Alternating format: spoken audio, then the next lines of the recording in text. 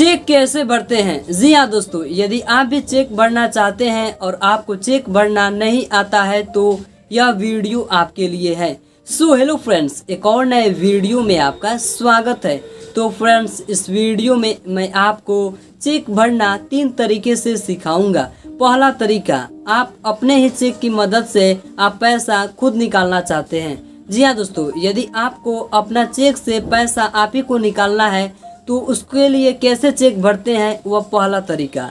दूसरा तरीका, किसी भी व्यक्ति या फिर कंपनी के नाम से चेक जारी कैसे करते हैं, उसके लिए आपको चेक किस तरह से भरना होता है। और तीसरा तरीका, यदि आप चाहते हैं कि आप जिस व्यक्ति को या कंपनी के नाम से आपने जो चेक बनाया है वह बैंक में जाकर चेक की सहायता से पैसे कैश में ना लेकर सीधे उसके खाता में जाए तो उसके लिए चेक कैसे भरेंगे, तो ये तीनों हम लोग सीखेंगे इस वीडियो में। तो चलिए इस वीडियो को शुरू करते हैं। सो फ्रेंड्स, जैसा कि आप देख पा रहे हैं मेरे सामने भारतीय स्टेट बैंक का चेक बुक है। ऐसे ही आपके पास भी चेक बुक होगा या फिर हो सकता है आपके पास किसी अन्य बैंक का चेक बुक हो। सभी बैंकों का चेक बुक का भरने का प्रोसेस लगभग सेम ही होता है।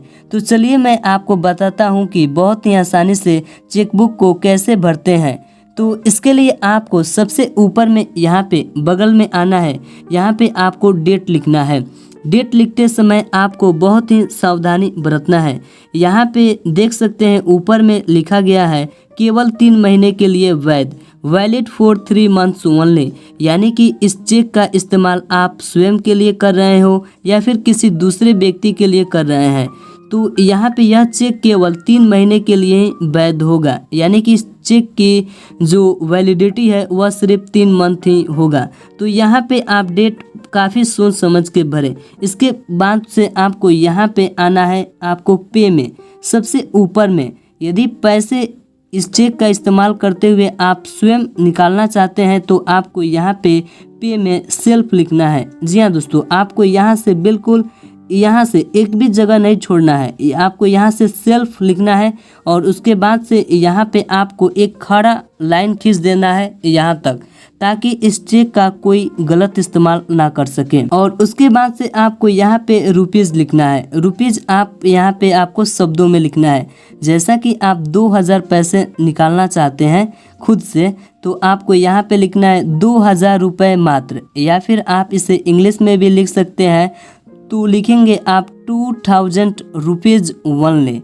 इसको लिखने के बाद आपको वैसे ही जैसे आपने ऊपर में यहाँ पे में किया, यहाँ पे सेल्फ लिखकर आपको पूरा यहाँ से लाइन लिख देना है।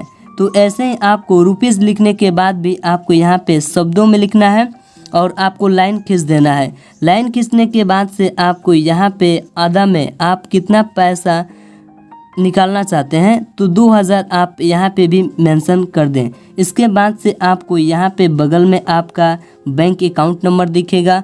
और अब आता है आपको सिग्नेचर करने के लिए। आपको यहाँ पे नीचे में सिग्नेचर नहीं करना है। जी हाँ दोस्तों, आप ऐसा जैसा कि आप देख रहे हैं यहाँ पे प्लीज साइन अबव, आपको यहाँ पे सिग्नेचर नहीं करना है। आपको सिग्नेचर यहाँ पे ऊपर में करना है। तो आप यहाँ पे अपना सिग्नेचर कर दें। सिग्नेचर करने के बाद आपको कोई व्यक्ति या चेक का नंबर पूछेगा तो आपको यहाँ पे ये जो पहला है यह चेक नंबर होता है और इसके जस्ट बगल ही आपको यह MICR कोड होता है और इसके जस्ट बगल में आपको RBI अकाउंट है और यहाँ पे यह ट्रांजैक्शन ID है।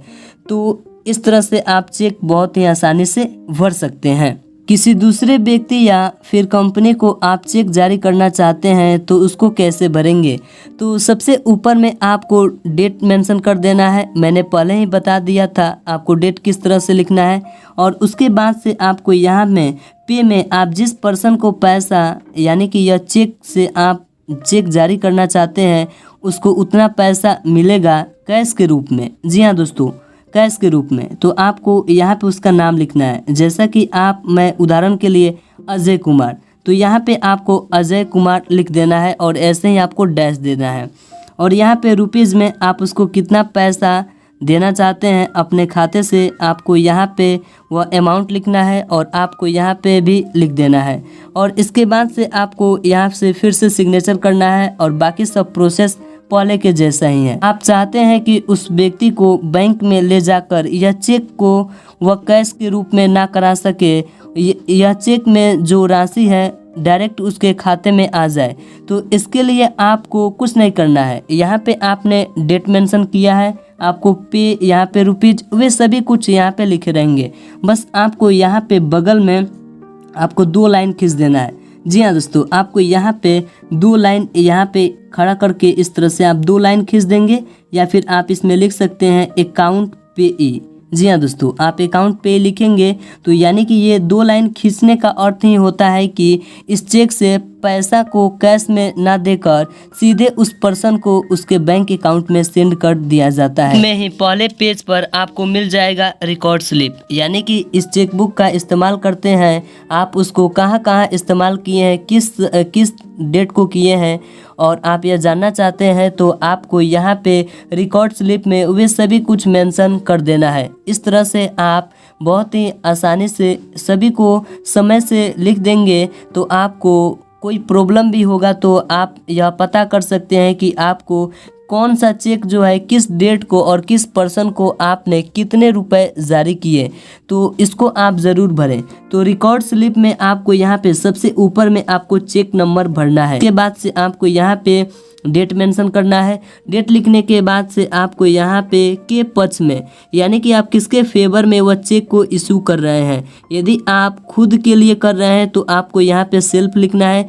किसी पर्सन को या फिर कंपनी के लिए कर रहे हैं तो आपको उस पर्सन का नाम, और या फिर कंपनी है तो उस कंपनी का यहाँ पे नाम लिख दें। उसके बाद से आपको यहाँ पे चेक का अमाउंट लिखना है और कितना पैसा है यहाँ पे डिपॉजिट में लिखना है, और इस तरह से आपको यहाँ पे बैलेंस कर लेना है। ऐसे ही एक अलग से स्लिप है, तो इस तरह से आपको इसको रिकॉर्ड स्लिप को फिल करना है।